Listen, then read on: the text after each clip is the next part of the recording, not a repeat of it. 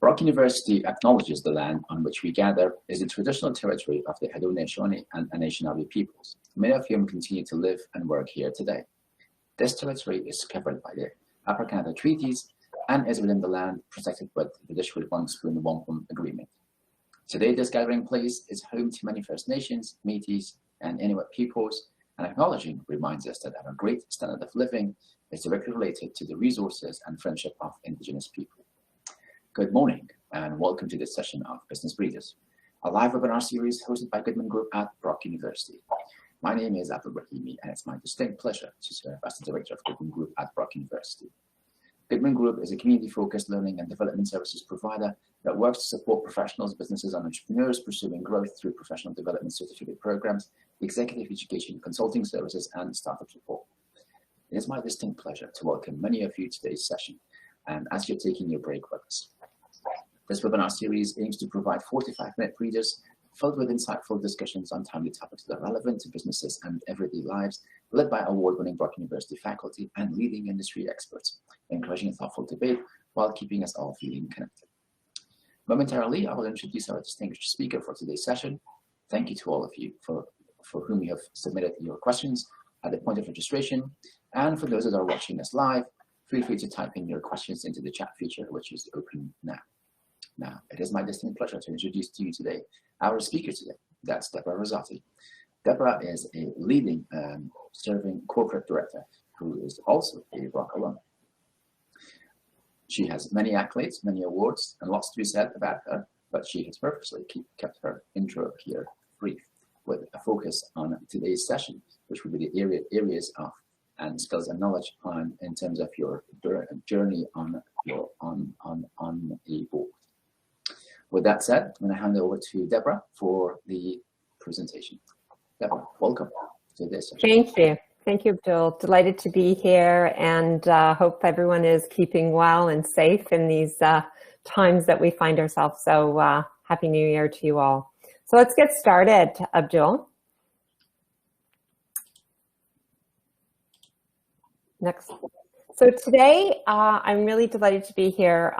This topic, how to get yourself on a board, is near and dear to my heart. I've been serving on corporate boards for over 20 years. Sometimes I wake up and I think, how did I get there? And so what I'm going to try to do is impart my knowledge, my experiences, and my evolution as a serving director. The topics today that we're going to cover are master the foundations of getting on a board. So what types of boards, as an example, are there out there? How do you position your board offer, as in what is your value proposition? Then once you've got all that mastered, then how do you network your way onto a board? And then assuming you get a board opportunity, how do you ace or how do you prepare for a board interview? Just by way of reference, these topics are covered in more detail. I have an ebook called How to Get Yourself on a Board. And after the session, you'll get a follow-up survey, and in it will be a link with a code for complimentary download. So you can take notes, but you'll also get an ebook, which will have more details. So let's get started, and to the next slide, Abdul. So mastering the foundation and positioning your board offer, we're going to talk about how do you assess your board readiness, because it is a journey and we're all at different stages and ages in our career. And how do you assess where you are and what's appropriate for where you are and where you're going? Then you want to identify the right kind of boards for yourself. How do you create your board value proposition, is what skills you bring to a board. And then once you've identified all that, how do you build your board resume and your LinkedIn profile to highlight those skills? So without further ado, we're going to get right into assessing your board readiness. Next slide, please. So I like to think of this as you prepare yourself for your first corporate board seat. And along the way, there'll be opportunities to serve on not-for-profits, perhaps your alma mater, various other organizations. And if your end goal is to get on a corporate board, these are some questions you want to think about. And even as you're assessing these questions, you want to think about how you position yourself and how you might be thinking like your first step out onto a board, as in a not-for-profit. So I like to think of it, do you have a minimum of 10 to 15 years of experience as a senior executive or in public, private, crown, or not-for-profit sectors? And doesn't mean that you have to wait till you get there, but I like to think of that concept of mastery, 10,000 hours of something, that you're an expert, that you have expertise in a field, in an area that you've mastered, that you can bring that level of knowledge or expertise to a board. So there's not a definitive, all of a sudden you wake up and you say, oh, I'm 10 years into my career, I should be on a board. Coincidentally enough, I didn't time it with my career, but about 10 plus years, no, close to 15 years post my getting my CPA and graduating from Brock, I ended up serving on my first corporate board. Didn't plan it that way. I'll talk more about that journey, but just as way of reference. But there's a lot of paths and opportunities along the way to get governance experience and to build your skills. So the other area that you want to think about is if you are going to serve on any board, be it corporate or not-for-profit or public sector, is there's a big time commitment. And I would say on average during the pandemic and beyond, you know, you're spending 200 to 300 hours, at least I am. I'm on 2 public company boards, and that's minimum. You have to be prepared to lean in. You might have your regular corporate calendar of here are the set dates of the board meetings, here's the committee meeting times, but there's always ongoing matters, i.e. CEO succession planning. There's a change in leadership. The company could be going through M&A, a financing, and, you know, as directors, those are areas where, you know, you need to lean in a little bit more. As an example, do you have the support of your own? So if you are thinking about a board opportunity, do you have the support of your board or your senior executive or your direct report to say, you know, as part of my development, I really would love to serve on a board because it is going to take away from your time in your day job per se. And so I think you want to have those conversations as you develop in your career as to your aspirations and your goals, and see where your company or organization can help support you. Another area you want to focus in on is as you evolve, there are various governance certification designation programs. So for instance, I have my ICD.D, which means I'm a certified director from the Institute of Corporate Directors. There's also the Directors College, where if you go through that program, you get a C.dir. There's a multitude of other certification programs out there. Doesn't mean you have to. It doesn't mean if you have a certification that you will get on a board. But what it does help you is building your knowledge and your skills about governance and how you can be effective as a director.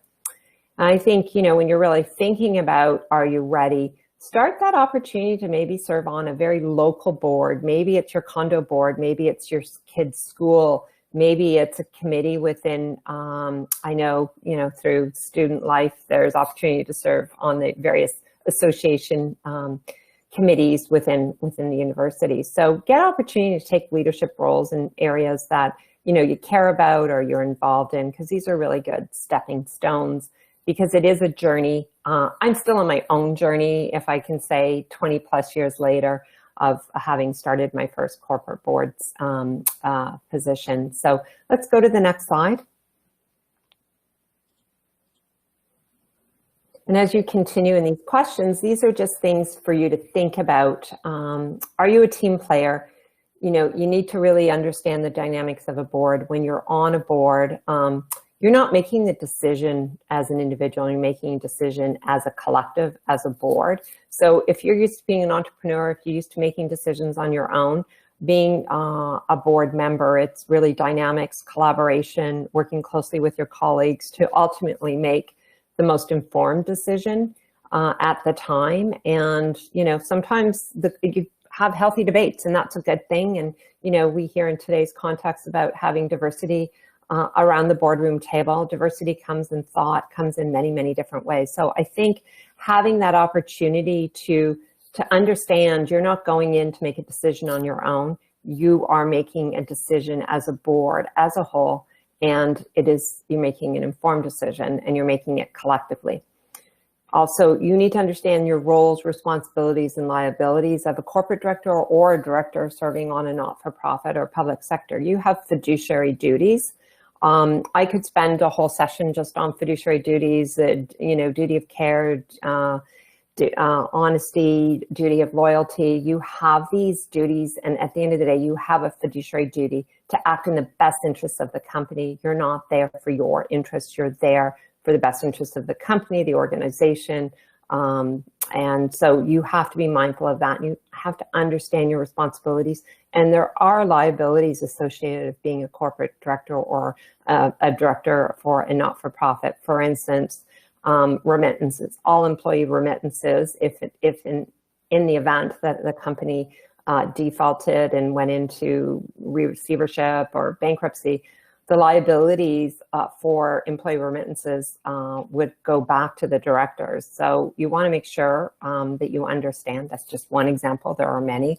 You want to make sure that there's also D&O insurance, that there's coverage. These are just high level. There's lots of reading about that. But what I would say is just make sure you understand that there is responsibilities and there are liabilities. And you also, above all else, you have to understand the difference between a board of directors versus a management role. As a board of director, you have responsibility, you have an oversight role. And your job is not to manage day to day. That is management's role. There are some times, not-for-profits, where they're very much a working group. It's a very small organization, a small entity, and you might be required to lean in as a working group. But you also have to be mindful that management is there to manage day to day. And there's a concept called nose in, fingers out. And really, at the end of the day, as a director, your job is to have your nose in, but keep your fingers out. And you know what? That's really hard if you've been in an operational role to all of a sudden, kind of step away a little bit more and have more of a strategic oversight role. But that is really, really critical. And I can tell you, when I first transitioned from being a CFO to going into serving as a director, that was a big transition for me. But I worked hard on it, and I think I've transitioned well, but it was a challenge. So I just giving you heads up there. And how do you leverage your financial expertise if you have financial expertise? If you don't have financial expertise, then how do you build your financial acumen? Because not everybody has financial expertise, but you do, above all else, need to understand the company's financials, because you as a director will be making decisions to approve those, and you cannot delegate that to the rest of the board. So you do need to understand, you have to have a level of financial acumen to understand the company's financial statements, because you will be making those decisions as a director. And then I think in today's market, there's a lot of critical skills that individuals can bring to a board, like risk management, global markets, M&A, cybersecurity, digital media, big data, and a big area these days is ESG, which is environmental, social, and governance. So those additional skill sets, as companies grow and build out, those are additional skills that they look to bring on the board. So these are 10 board-ready questions. You're going to be at different stages. These are just things for you to think about as you assess your readiness. So let's move on, please. So when you're thinking about the right board for you, there's different types of organizations. There's not-for-profit, there's public sectors, there's corporate boards. And those corporate boards can be different sizes, stages. They can be public, they can be private. Likewise, not-for-profits, they can be local, they could be provincial, they could be federal. Public sector could be similar, where it could be more a municipal versus provincial versus federal. So just understand size and scope and stage of the organizations or the companies that you're considering. Does it align with your skills? Also, again, time commitment. Do you have the time to put in? And sponsorship, what I mean is that you're sponsored by your company in the sense of they know they're behind you, and they are supporting you in your development, and they know that you're going to be putting these additional hours in, and it may be time away from your job. And then think about the industries that you have knowledge or experience in. So for me, I really sunk my teeth in a technology sector. I was CFO of an early stage technology company, and we took it from ground zero to exit. And it was a very successful acquisition. And then I had a depth in technology. And when I went, my first board service was I was serving as a general partner in a venture capital firm. And I was serving on the portfolio company boards for early stage technology companies. That's what the venture capital firm invested in. So I had a knowledge from the industry and knowledge, operational finance, that I could bring that level of knowledge to those boards. And then I think the other area that you want to think about, what are you passionate about? What do you care about if you're serving on a not-for-profit? You know, where do you want to give back? What's meaningful to you? Because if you are serving on a not-for-profit board, you have to be mindful that you're, you know, spending a lot of hours away from, you know, your loved ones, your day job. So what is it that you care about that you can get behind? So just think about, you know, the types of organization, the time commitment, the different types of industries that you have knowledge or experience in, and then what are you passionate about? Let's go to the next slide, please. So there's motivations for serving on the board, and I think one of the most, you know, areas, you know, there's a twofold, but there's a huge career development is gaining access and knowledge and skills and making connections, broadens your perspective from different management styles, cultures, business models, and then it allows you to build a network outside of your current network that you may be with your day job, with other affiliations that you have. So there's a motivation of, you know, where you are in your career and why you want to serve on a board, so be mindful of that. Next slide, please. And as you continue, you know, you want to make sure you get sponsorship. You know, can you develop your skills? Can you get funding? Can you get sponsorship? Can you get paid for some governance education programs? If you're in a large entity, is it an opportunity for you to serve on a subsidiary board? A lot of banks have big entities. They could have subsidiaries. They could have charitable organizations that they give back to. So can you get involved from that aspect? And then just really use it as a way to develop your skills and different governance leadership skills. So if you're serving on a committee of a board, you know, where could you potentially chair a committee if that's an evolution for you? Allows you to improve your presentation communication skills because you're going to see how other management teams present to the board. Just a great way to get a good understanding. So I'd always say start earlier in your career as opposed to waiting till later in your career, because it's always about learning up and, you know, really making sure it fulfills your motivation and where you are and stage of career. Next slide, please. And then as you think about, once you decide on the types of boards, you're motivated, you want to do it, how do you create your value proposition and what makes you unique? Because we're all unique. We all bring different skills. We have different expertise, you know, and are you a leader in an industry, and how have you, I've gone from being, you know, having knowledge in the technology sector right through to being a serving director for cannabis companies, which I didn't have expertise in that, but I had other skills, governance and financing and public company experience that I was able to bring that to the table. So I think everyone is unique, and it's really teasing out what your true value proposition is. And if we go to the next slide. This is an example of a board skill matrix. It really is, boards use this to develop out their board composition and who needs to be serving on the board and the types of skills. So this is a traditional one where individual names go across the top and different skills and attributes of what you're looking for on a board. And so you can see, you know, this one, you know, if you just quickly look at it, and you know, they don't have a lot of technology experience. So depending on the industry that they're in, or they're going through a huge transformation, as they look out, they may say, we've got gaps, these are the skills we're looking for. So I just wanted to highlight, boards really do need to use a board skill matrix to identify what skills they currently have on the board, but also what are the new skills they need to bring on the board. And that's something that you want to be thinking about. Where do you check the boxes? You know, in my case, I have financial acumen, I've got corporate governance experience, I have risk management, I have strategy development, I have M&A. I mean, I'm not going to check every box, that's certainly for sure, but I certainly have skills that I know I bring to the board, and I would highlight that in my board resume. Let's go to the next slide. And what I liked about this was just another way to look at a board skills matrix. It's really, you know, you're around a table and everybody has a seat and everybody brings a different perspective. And I just thought that this was, and this diagram is in my ebook for your reference, but it was, you know, this is public companies, how they build out their boards. And, you know, maybe a skill, if the company's going through lots of acquisition, it may be that they want to bring people that have more M&A experience, right? Or financing experience, or they're building out their ESG policy or strategy, maybe people that have more experience around environmental, social and governance experience. So just a different way to look at your board skill matrix. Next slide.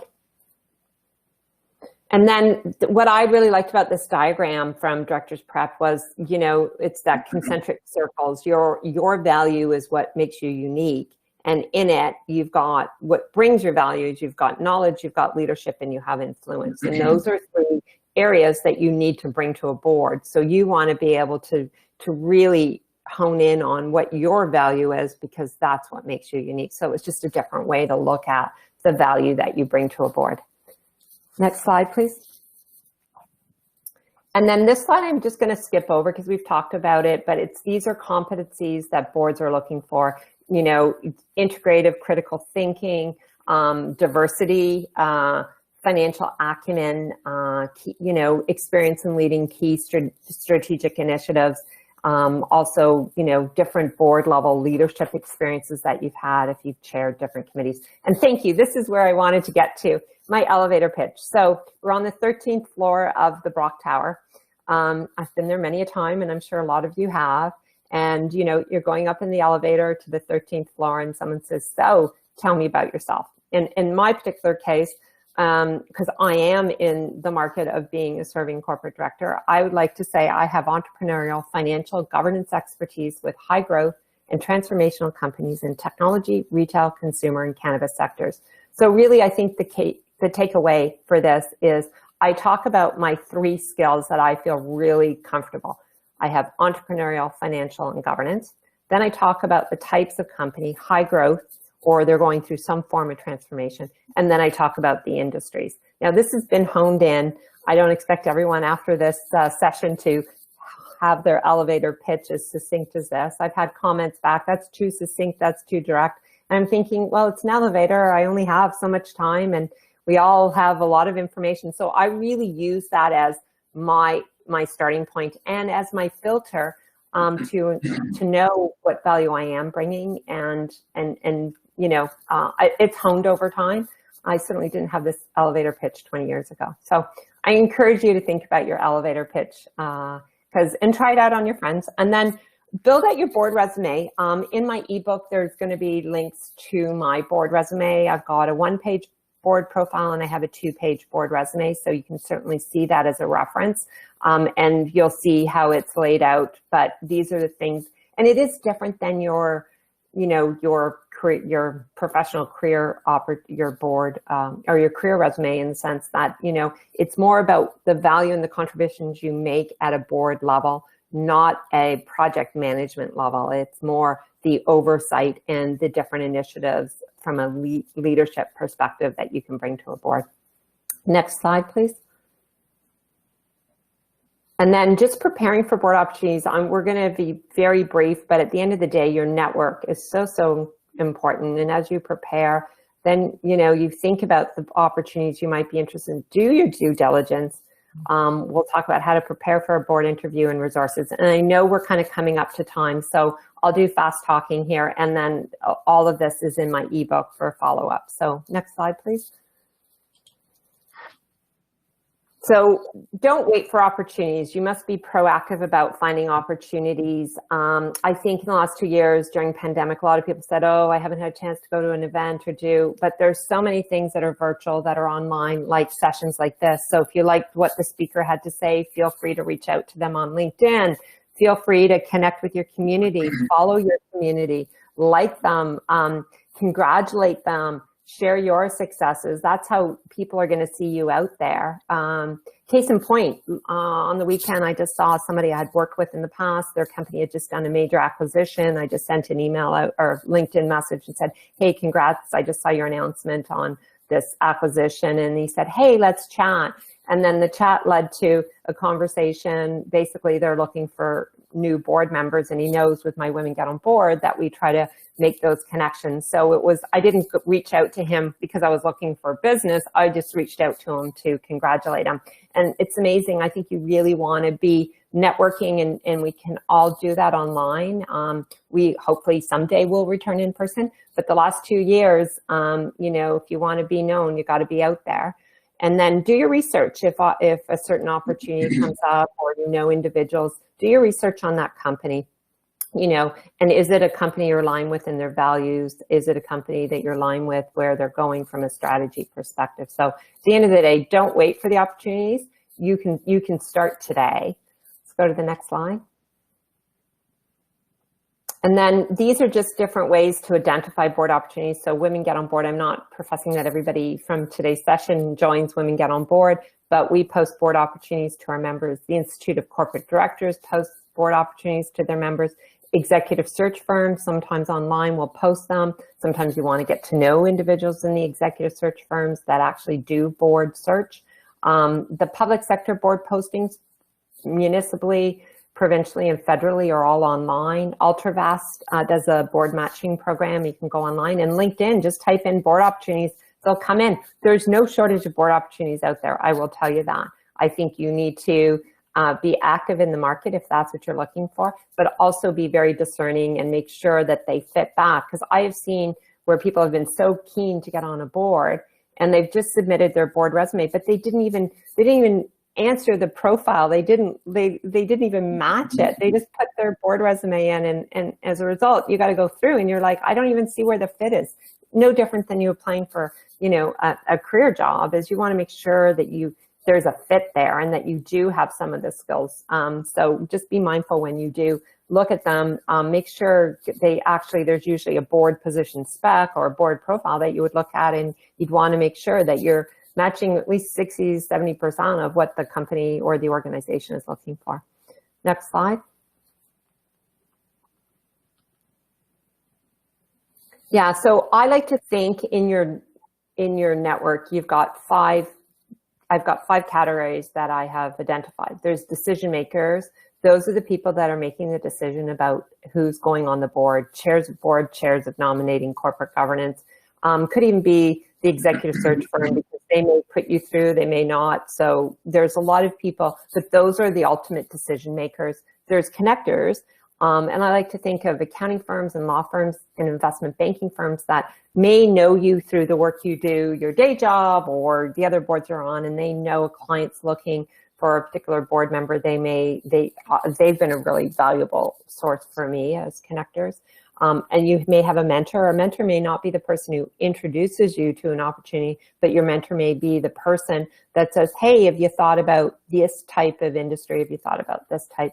And coincidentally enough, I want to pause because this month is National Mentoring Month. So if you don't have a mentor, look for a mentor. And then sponsors. Sponsors are individuals that will talk about you when you're not there. Sponsors are people that will make introductions to board opportunities that you may not even been aware of, but they know that you're looking, or they know you as an individual and that you might be the right fit.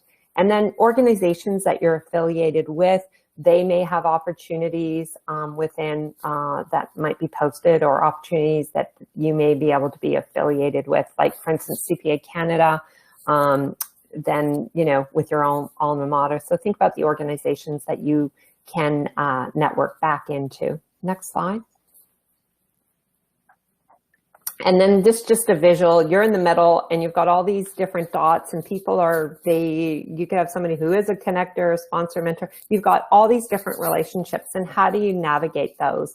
But also, I think the next slides we go forward, I just have some rules and tips on networking, which I think are valuable. Is the importance of being a good connector or mentor is always be authentic. Approach it, connecting, mentoring, and sponsoring with sincerity, and come from a place of heart of well-being.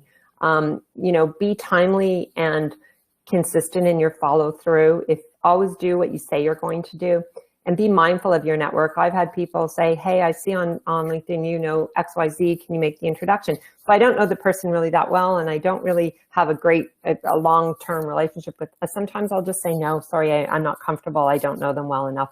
But at the end of the day, remember, it's reciprocity. You got to feed your network, and you can't always take from it. It's a two-way relationship. Next slide. And then this is just a really good diagram of just saying, thinking about mentorship goes to sponsorship. It's a spectrum, and you want to have people in different parts of that spectrum throughout your career. So just remember, you always want to have a variety of different, you don't want all mentors, you don't want all connectors, you want advocates as well. So there's a spectrum of those that are in your camp, so to speak. Next slide. And I know we're kind of coming up, so I'll just go through this. And at the end of the day, once you've assessed, the type of board, you've articulated your value proposition, you need to do your due diligence. If you've identified a board that you're interested in, is think about what you need to know about the company. Make sure you understand their financial viability. Do they have D&O insurance? What's the board compensation? What are the expectations of the board? What are the opportunities, challenges that company might be facing? What's their ESG disclosure, if they have any? What's the company culture? These are just a tip of the iceberg. At the end of the day, for me, I think when I'm assessing board opportunities, the two areas that assuming I've, gone through these, typical due diligence questions and analysis, that I like to really understand the strategy, and culture is really, really key for me. So I will make sure I've done my diligence on everything else, and I come down to, and it's really hard sometimes to determine culture, but sometimes that comes down to gut. But I think at this stage of my career, that is really key. And then preparing for a board interview, just make sure you have no conflicts. Conflicts could be financial conflicts, could be time conflicts, could be other conflicts that you just have to be mindful of. Know your value proposition, know what you bring to the board, do your research, prepare, and at the end of the day, just practice. If you're getting ready, no different than doing a presentation, practice, practice, practice. So I think at the end of the day, what I really hope to share with you, and these, we can just go to the Q&A slide. These are just extra slides. What I think the most important thing before we go into Q&A is make sure you understand why you're going on a board. Make sure you understand what you bring to a board, and then be prepared and do your research before you show up for a board interview. Over to you, Abdul. Well, thank you very much. That was quite very interesting presentation, and covering a whole swath of material in such a short time. So thank you for that. I do want to mention your complimentary book that you talked about here, and we'll have a link to that as well available for those who are interested. So we've got a few questions here, and I'm going to jump right into the first one. And the first one is qualifications. So Chartered Director are C.dir or ICD.D. How are they different? And are they better? Is one better for a specific industry, non-profit versus corporate? And how important are they for board level director positions? Great question. I get asked that. And I didn't even, I could have probably put a half a dozen other designations in there. They were just two. One that I personally have, which is the Institute of Corporate Directors. I would say the difference between the Directors College, the C.dir, and the ICD.D, I think it's one of those things, if you're down to discovering and deciding which one you go look, because they're different methodologies and how they approach it. So I would say I don't think one is better than the other. I think it's just a matter of what lines up in timing and your approach to learning and your commitment. So there is, I would like to say, I think for me, I took it. I was already on boards. I'd already been on corporate boards for about 5 years. I took it. It gave me some really good foundational pieces on governance processes and frameworks. So it helped me, but I didn't take it because I wanted to end up on a board. I was already on board. So it helped me augment my board effectiveness. Not all boards, most boards I've been on, I might have been one of the only individuals that had their ICD.D. So I don't go in and say, hey, I've got this, I need to be on your board. I'm more about the value and the learning and the experience you get as a director. I think it's a great program to take at a certain stage in time, but there's other day programs that Institute of Corporate Directors does and other organizations do that you can consider before you go think about, because the programs are very, very expensive. So great way to learn, but not necessarily your starting point. Great question. Great response in there. And that answers the next question in terms of, are these designations required before going into and joining a board? And I think you've answered that that's not the case. They're not required. Thank you for that. So that question here speaks about, can you provide interview tips when interviewing for a board position? Well, it's funny, later this afternoon, we have our mentorship program, and I'm going to be facilitating an executive recruiter. We're going to do a fireside chat on acing your board interview. I would say in today's market and where we are today, everything is virtual, right? So my last board that I joined, and I joined in December 2020, I was being interviewed in the fall of 2020. And of course, everything was virtual. So I've yet to meet my colleagues, that some of my colleagues are over in the UK. And so I think be as prepared, do your research, make sure you've got some key questions you want to ask. And, you know, a lot of times it'll be, I'll use the example where there'll be 3 or 4 of, you know, you want to know, which committee is it, are you being interviewed by? You know, what's the time frame? Like, understand before you go into the interview the expectations of you, how long, who's going to be there. So understand who's going to be at the interview, and and then always at the end, what's next steps? You know, always ask that question. It's like, so what's next? And they say, well, thank you very much. We really appreciated meeting you today. We've got a series of candidates that we're interviewing. We will get back to you by the end of the month. So always make sure you know, and then you do a very nice follow-up. Thank you, I appreciated your time. I enjoyed meeting with you. We spoke about, in fact, a board interview I did in the fall time. I said, thank you very much, really interested. I talked about this Competent Board Certification Program, which is all around ESG, and I'm in the midst of taking it. And the chair of that board said to me, I'm really interested. So I did a really nice follow-up, thank you very much. And by the way, I spoke of this, here you go. So sometimes it's an opportunity to share your knowledge on something that they were intrigued by. So, you know, just be very respectful, be very professional, and, you know, show up camera ready for sure. A question just popped up here is, what advice would you give a young professional looking to join a board one day in the future? A young professional? Yes. Start young, so maybe it's, you know, could be something maybe within, you know, an organization. Maybe you're part of a sporting organization. Maybe, you know, it might be a sporting, could be a local school, could be, you know, a local charity that you're very interested in.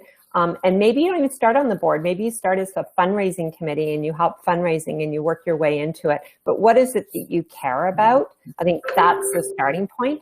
And then start doing your research to see how you can bring value. But what is it that you care about? I think that's the question I would start with. Right. 2 questions here that are sort of related very much. So what are the top 3 skills or qualities a board member should possess? And what are the 5 skills that are hot right now? Okay, so the top 3 skills that a board should possess. Okay, so I'm going to take that as competency and attributes. Okay, and then the second question, I'm going to take more skills and expertise. So what are the top 3, I'd say, attributes, competencies that boards should have? They should be, have a learning mindset. They should be very open-minded, and they should be always having a diversity inclusion lens in everything that they look at, right? Because if you're closed-minded and you're always that, you know, you don't want groupthink. And so, and just be really respectful. When you show up, you know, that motto, do unto others as you would have them do unto you, is, you know, be respectful, be collaborative, be collegial, and also be curious. Be curious and have courage to ask very tough questions. Excellent. And then the second one, I think, was more the skills and expertise. What are the top 5 heated? I would say there's a huge demand for ESG.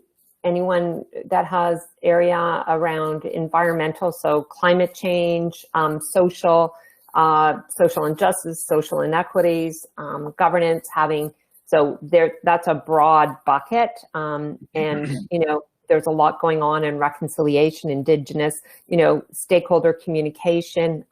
So that is a real big area. Cybersecurity, cyber risk is another big area that all organizations are facing.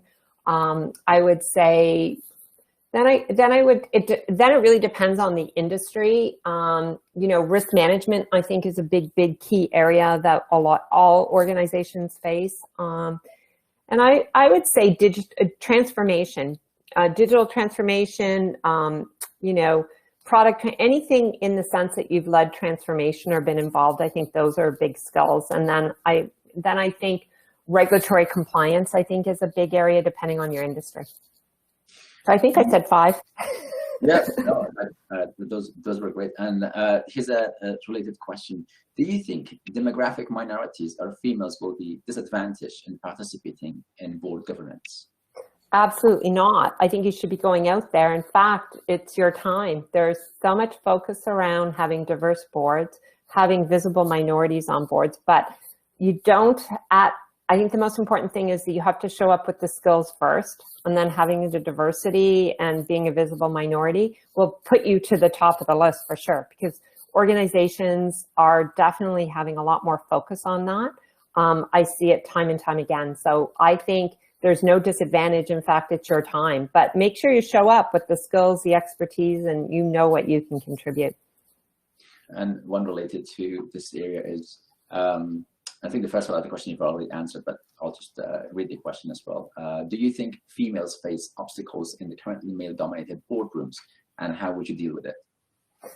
It's my fight every day. That's why I created Women Get on Board. So, if you take the latest data for the TSX listed companies for 2020, it was 23% of all TSX listed companies had women on the board. So if you reverse that and say, hey, 80% of boards are made up of men, you know what? There's a lot of really qualified women. And so I think that I don't think there's obstacles there. I think as women, we just need to get out there and network.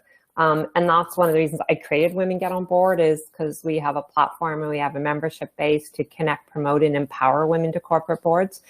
Because in my 20-year career, I've usually been one of the only women around the table. But I can ask the question is, if we're adding to the board, where are the other female candidates? Why haven't we considered any others? At the end of the day, you want the best person on the board. To me, for women, I think women sometimes are their worst own obstacles, personally. Thank you. And perhaps time for one more question. Should a different approach be taken when seeking a position on corporate boards versus a nonprofit board, for example? Well, corporate boards are paid, so it's a little bit more competitive. And so if you don't have any board experience, if you haven't had any exposure to boards, i.e. in your professional career, then maybe you will start with a not-for-profit. But the processes are the same. Usually there's a board skill matrix that identifies the gap or the skills that the board needs. It's some recruitment process, whether it's inside the organization or they're using external, there's always process. So the processes are the same. Wonderful. Thank you very much. Very, very insightful comments in there and thoughts. And we're approaching to the end of the time that we have here. So I want to take this opportunity to thank you very much for taking the time, for being here today, for talking about that topic that's very important, obviously, and an area that requires a lot more attention. And thank you for setting the stage and for getting women on board and creating that opportunity, making it easier for individuals. Thank you. My pleasure. Goodman Group is a community-focused learning and development services provider that helps to support professionals, businesses, and entrepreneurs pursuing growth through professional development certificate programs, executive education, consulting services, and startup support. The Goodman Group team is pleased to offer the Project Management Fundamentals program to individuals here and far apart as it's being offered through a virtual stream. Please see the instructions on the information on the screen about the timing of the program, which is set to start beginning of February. And for those who are looking to register for the program, please get in touch with the team using the information that's on your screen. There's still time remains for this program, but the registration is closing soon, so reserve your seat now. Goodman Group is also pleased to offer the Next Gen Municipal Leadership Development Program. This is one of our premier programs in the area of municipal leadership development area, which has been running for a number of years and has been well liked and attended and established in this area. And this program is being offered later this winter, but registration for this program is open now, and you can register or ask for more information through by contacting on information using the contact information that you can see on the screen. Okay, that's all that we have time for today's session. Joining us next time is Julie Stevens from Brock University, and we'll hope that you would have the opportunity to see you then. And until that time, that we will see each other again. Stay safe, take care, and be safe out there.